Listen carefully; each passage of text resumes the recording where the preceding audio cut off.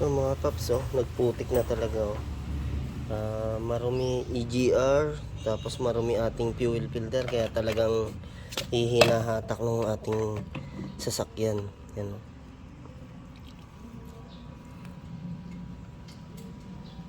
Ano na, yan, dami ng putik sa loob.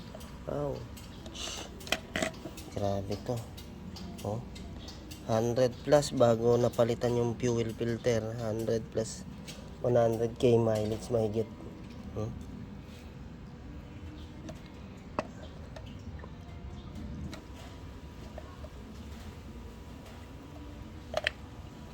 Dumi.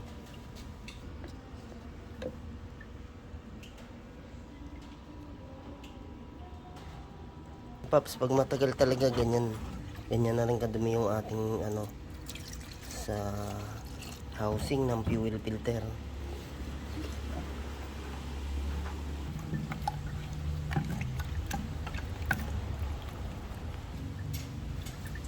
Yun, latak na talaga.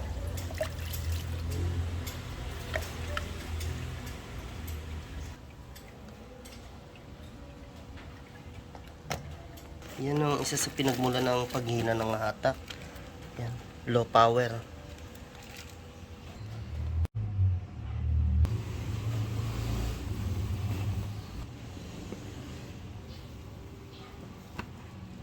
Okay yan mga paps, basta tumapat sa araw.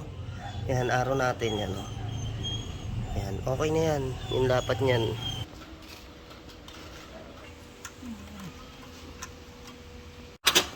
Okay mga paps, DIY tayo ng radiator coolant yan. Kaya kailangan natin palitan ito gaya nito. 100 plus na bago. Ngayon pala mapapalitan. Magbubuo-buo siya, Gaya po nito, coolant po ito. Yan, pwedeng bumara sa ating radiator. Kaya kung sobra tayo sa 100, yan na magiging niya, magbubuo na. Kaya tanggalin natin to, yung takip. Tapos punta tayo sa ilalim. Yan, yung pinaka left side, meron tayong drain dyan. Yan, pihitin lang natin yan.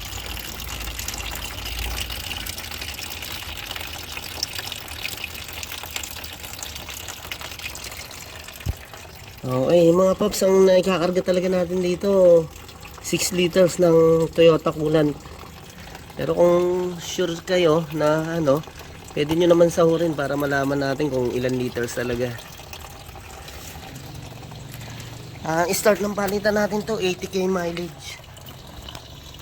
Ito po ginagamit nating coolant. Ayan, Toyota. Okay, naglalagay na nga tayo ng coolant mga paps. Ayan. Gamit tayo ng imbudo. Pagka nahirapan bumaba yung coolant natin, dito tayo nagbi-bleed mga paps. Open lang natin to para lumabas yung hangin. Nakasali na tayo ng 2 liters. Tapos ito pang 4 liters na to. Okay, bali yan mga paps, pang 5 litro pa lang ilalagay natin. Ayaw na bumaba ng coolant to. Kaya kailangan tayo magpasingaw dyan sa pinaka-bleeder.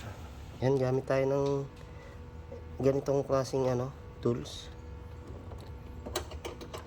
Tapos yun yan, nabuksan natin. Pag ayaw pa rin bumaba, pa-start natin yung engine. Ayan, para pumasok yung coolant sa ating engine block. Mag-open yung thermostat. Yan mga paps, bali yung coolant natin medyo sobra-sobra siya ngayon. Kasi hindi pa nagsi-circulate sa ating engine block. Pag nga nag-automatic na yung ating dyan, thermostat, papasok na siya sa loob. Kaya mamaya-maya lilevel na po yan. Yan. Okay. Ayan mga paps, matagal bumaba yung ating coolant kasi nga naglinis tayo ng EGR. Bali pati yung sa EGR cooler na tanggal kanina yung coolant. Kaya kailangan natin itakbo to para mas lumevel yung ating coolant. Kailangan itakbo natin, i-drive. Yan. Para mas pumasok sa ating engine block tsaka sa EGR cooler. Yan. Yun ang natin mga paps. Para sumakto tayo sa pinaka-level. Ayan, medyo nasa taas tayo ngayon. Okay. Bali 6 liters ang naikarga natin na coolant sa Toyota Innova. Maraming salamat. Ito ang Caloocan Garage. Yan.